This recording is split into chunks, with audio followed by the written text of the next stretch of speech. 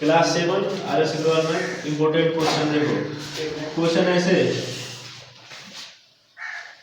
Convert into decimal 20% को decimal में change करना रहेगा। कैसे करेंगे? सबसे पहले इसको फ्रैक्शन में लिख लेना। तो 20% को फ्रैक्शन में लिखोगे 20/100 और डबल जीरो है ना, तो 2 अंक पे दशमलव लगेगा कि नहीं? मान लो 5% को करना है तो सबसे पहले इसको फ्रैक्शन में लिखोगे 5/100। अब 2 अंक के बाद दशमलव लगा दो, हो गया ना। 13% है, 13/100 लिखोगे, 2 अंक के बाद दशमलव लगा दो। ठीक ठीक।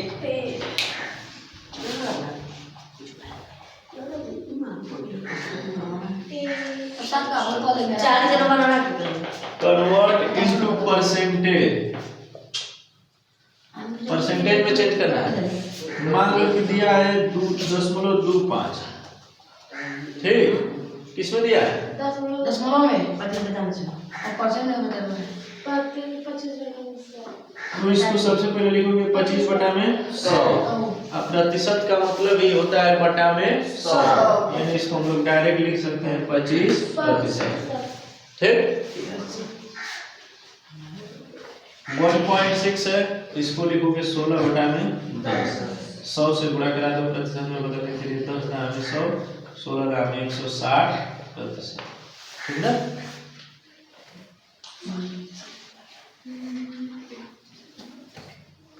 क्वेश्चन ऐसे भी पूछ सकता है, what percentage is, what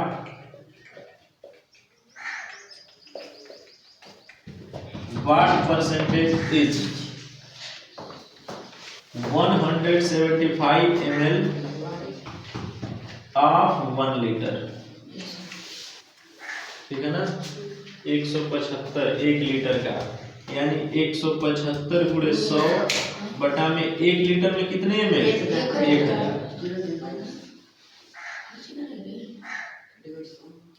2 0 cut गया, 17.5%। ठीक हो जाएगा। अब इसे मान लो कि सूरज 500 में से 300 नंबर पाए हैं, तो कितना नंबर, कितना प्रतिशत हुआ? तो जितना नंबर पाए हो उसमें 100 से गुणा करा दोगे, बटा में उड़ाना। 2 0 से 2 0 कट गया, 5 6 23, कितना नंबर पाए हो? 60%। ठीक ना, कोई दिक्कत? नो सर, जितना मान लोगे तो सही बात है अपना बेसी पाएगा। अब इसे 82 पाएगा जी। देखो एक और क्वेश्चन देखो, the monthly salary of a typist is 15,625. If the gets an increase 12%, find its new salary. सूरज के पापा मान लो कि कमा रहे हैं प्रति महीने 15,625 हर महीने, और इनकी सैलरी पहले से जितना थी ना 12% इंक्रीज हो गई, बढ़ गई। तो अब न्यू सैलरी क्या होगी? तो इसी 15,625 रुपया का 12% बढ़ा है ना, तो न्यू सैलरी बराबर 15,625 तो है, ये है, ये तो पहले से फिक्स है, इतना तो मिलेगा ही। अब फिर इसी का 12% बढ़ गया, यानी 15,625 का 12% बढ़ गया। ठीक, घटा दे 4 3 12, 25 चौको 100, 25 6 150, 6 25 यानी 15,625 प्लस पूरा कराओ 3 5 15 5 3 9 6 7 3 6 18, इतना रुपया बढ़ा है सैलरी। 12% का मतलब क्या? इतना रुपया 1875 जोड़ देना, आंसर आ जाएगा। ठीक,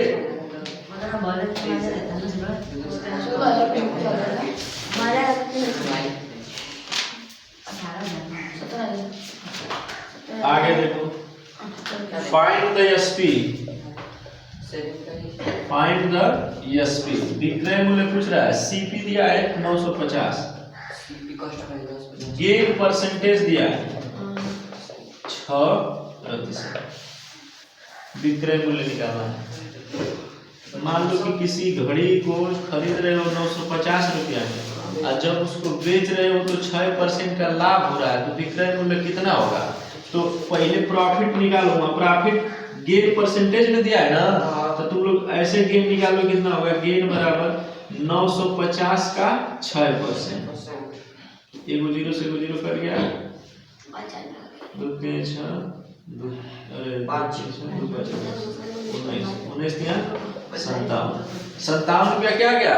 गेन, लाभ। कितने रुपया का लाभ हुआ? 57। तो अब एसपी बराबर क्या होगा? एसपी बराबर सीपी प्लस गेन, यानी 950 प्लस 57, 1007 रुपया में वह घड़ी भी चाहिए, ठीक ना?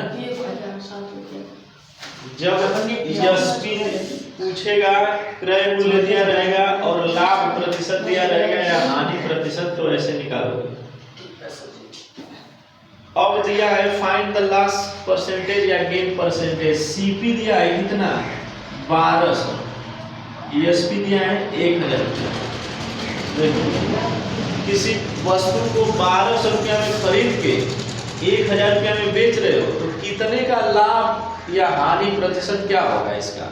तो ये बताओ कि सीपी 1200 एसपी 1000 है, तो फायदा हो रहा है कि घाटा? यानी लॉस हो रहा है ना। लॉस बराबर फार्मूला क्या होगा? एसपी की सीपी, सीपी माइनस एसपी, यानी 1200 माइनस 1000 बराबर 200 रुपये का क्या हो गया? घाटा। तो लॉस नहीं पूछा है, लॉस प्रतिशत पूछा है। हानि परसेंटेज यानी लॉस प्रतिशत बराबर लॉस गुणे 100 बटा में सीपी। लॉस कितना है? 200 गुणे 100 बटा में सीपी कितना है? 1200। घटा दो, 2 जीरो से 2 जीरो घटा दो, 2 6 का 12, 3 50, इसको घटा दो 48, 16 से 2 बटा 3% का क्या होगा? घाटा, ठीक ना?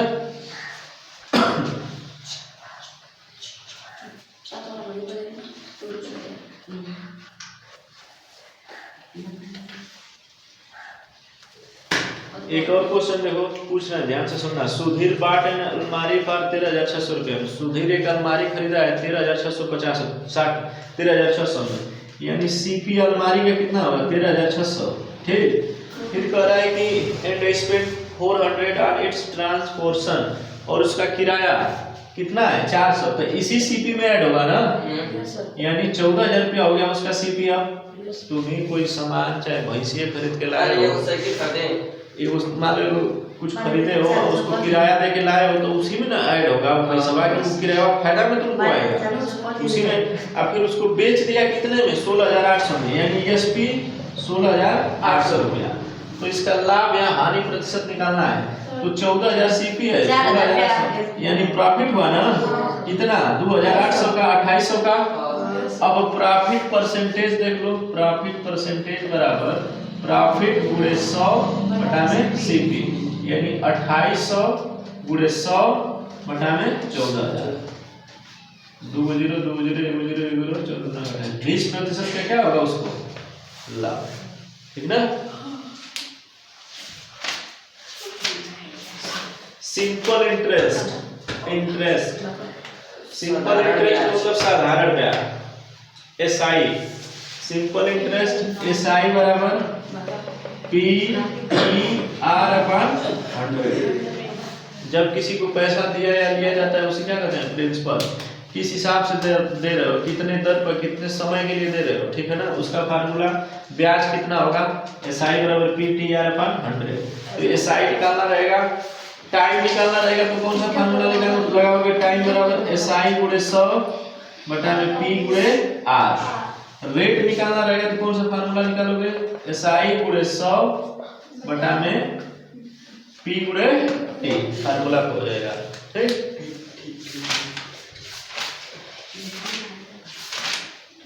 13 चैप्टर पढ़ा दिए हैं, 14 चैप्टर।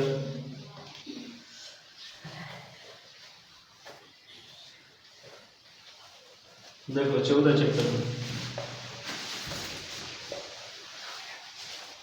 जब दो समांतर रेखा, हाई एगो कोण है, हाई सभी कोणों का मान पूछ रहा है, आसान है।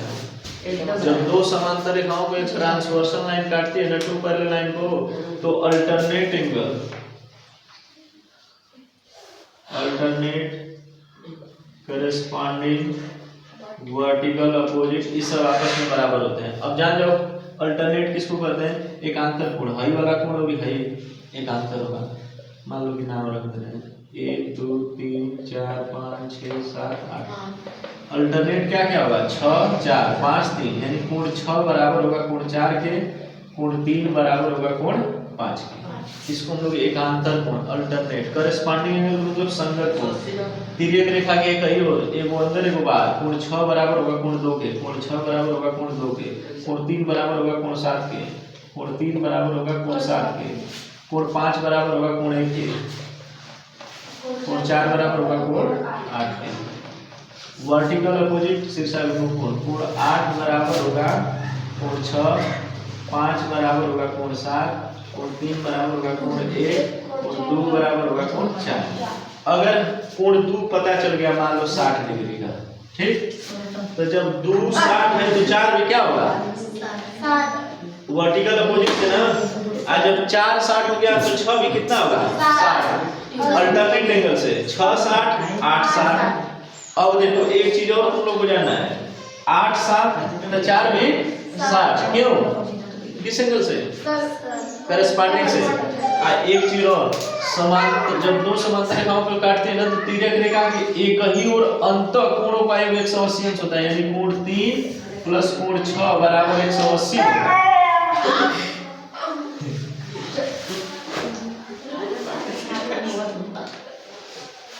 कोण 3 प्लस कोण 6 बराबर 180 होगा। अगर हाई दिया है 60 ना, तो हाई कितना होगा 120।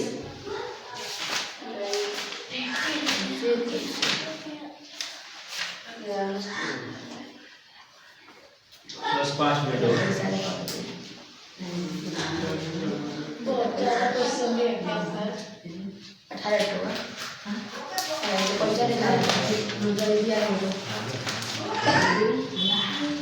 सबसे इम्पोर्टेंट देखो हाइपोटेनियस का मान बताना है, पाइथागोरस के प्रमेय है। हाई दिया है 3, हाई दिया 4, इसका मान पूछ रहा है ए बी सी। तो पाइथागोरस का प्रमेय में एक फार्मूला होता है h का स्क्वायर बराबर b का स्क्वायर प्लस b का स्क्वायर।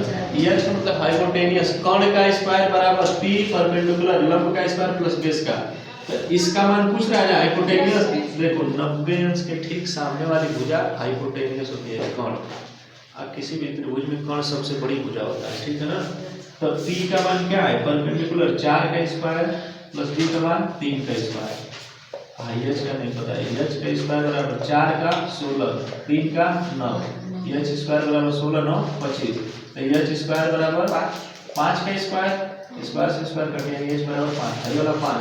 यहाँ पे अन्य मान भी दिया जा सकता है, ठीक है ना, कुछ भी हो सकता है।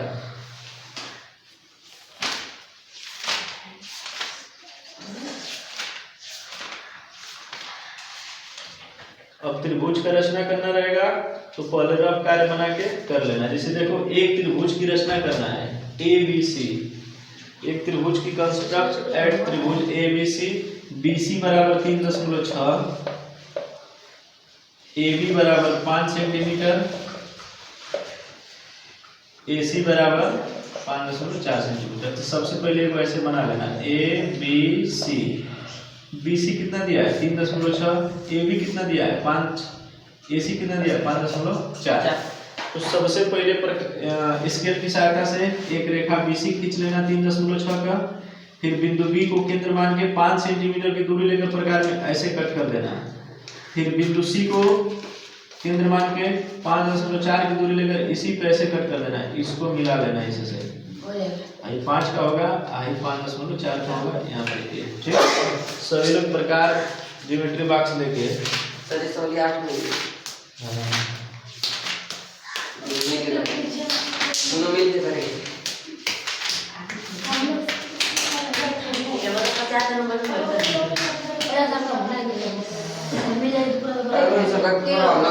अब सबसे इम्पोर्टेंट क्वेश्चन देखो, रेक्टेंगल का एरिया निकाल लोगे, एरिया रेक्टेंगल का लेंथ। हाँ देखो एक क्वेश्चन ऐसे 20A। Question number first, area के लिए रेक्टेंगल का L into B। Question number दूसरा, दिया है कि find the area of rectangular plot, one side which is 48 metre. देखो रेक्टेंगल है, इसका एक साइड 48 दिया है, कौन हो एक साइड नहीं था ना, तो कौन हो। अब कह रहा है कि इसके डायगोनल यानी हाई, डायगोनल मतलब विकर्ण 50 दिया है, तो दूसरी साइड क्या होगी?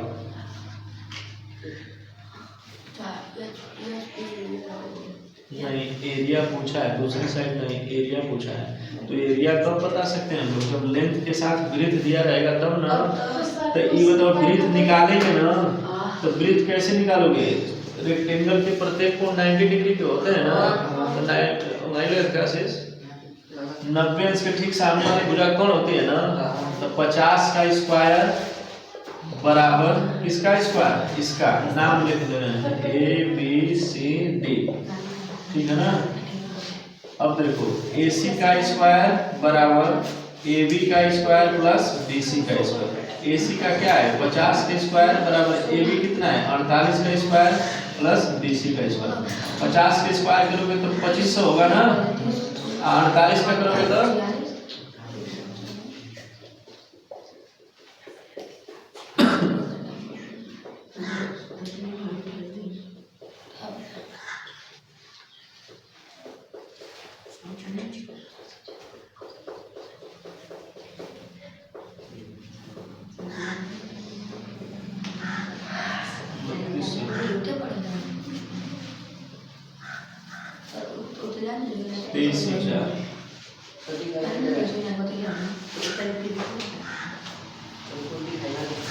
देखो 2304 आएगा, इसका 48 का प्लस में उधर आएगा माइनस में हो जाएगा ना, बराबर BC का स्क्वायर।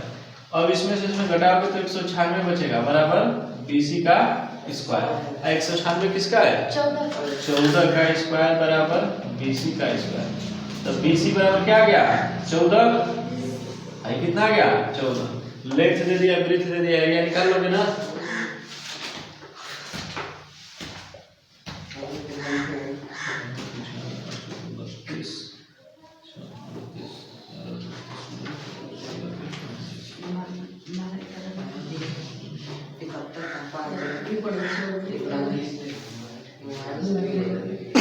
आगे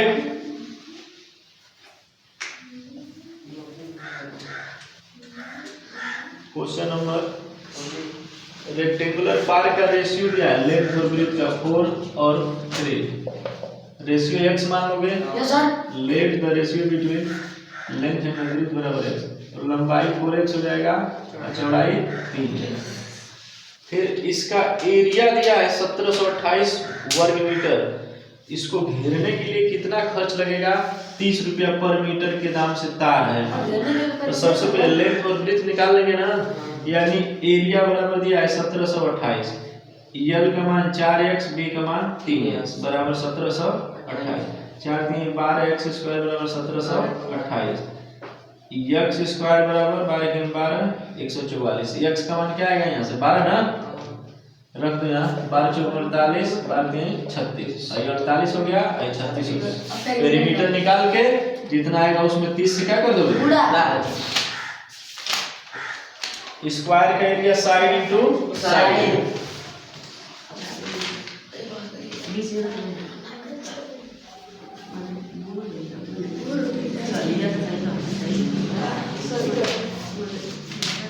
बाकी त्रिभुज का क्षेत्रफल पढ़ाए नहीं है, सभी लोग बढ़िया से पढ़ लेना। वृत्त का भी पढ़ाए हैं, वृत्त भी पढ़ाए हैं। एक चीज और, सर्कल है, ठीक है ना, रेडियस डायमीटर। क्वेश्चन कहेगा ना रेडियस दिया रहेगा, r का मान दिया रहेगा, इसका अगर एरिया पूछेगा तो पाई r स्क्वायर होता है, पाई r स्क्वायर। पाई का मान 22/7, r का मान 21 का स्क्वायर पूरे 21 कटा के पूरा कर देना। एक चीज और रुक, द सर्कमफ्रेंस ऑफ सर्कल 264, यानी 2 पाई r का मान दिया है कितना? 264। एरिया का मान पूछा है तो आर का मान निकाल के एरिया का निकाल लेंगे ना। 2 गुणे 22/7 गुणे आर बराबर 264। यहाँ से आर का मान निकाल लो। 264 है ना, 264 कटा दो इसको। 11 गुना के 22, 11 गुना 22, 11 गुना 44, 2 गुना 4, 4 से 24, आर बराबर 7 42। आर का मान निकाल दिया, एरिया निकाल दोगे। ऐसा ही कर लेना, बस इतना है। बढ़िया से पढ़ लेना, ये सभी लोग पढ़ाया है। थोड़ा सा कमेंट करो, लाइक करो बढ़िया से। और सभी लोग ज्योमेट्री बॉक्स लेके आएंगे।